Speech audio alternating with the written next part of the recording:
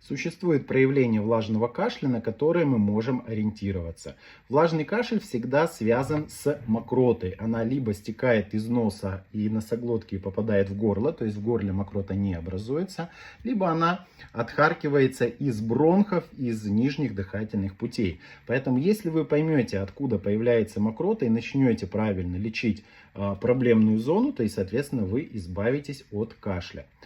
А если есть симптомы носа, сопли, заложенность, гнусавость, если есть хрюканье, если кашель влажный в основном ночью, либо после ночи, либо во время физической нагрузки, то есть побегал ребенок и что-то откашлянул, скорее всего, это стекание из носа. Если ребенок кашляет днем, нет, кашель такой гулкий, как будто из груди, то, скорее всего, это проблема нижних дыхательных путей, и вам срочно нужен педиатр.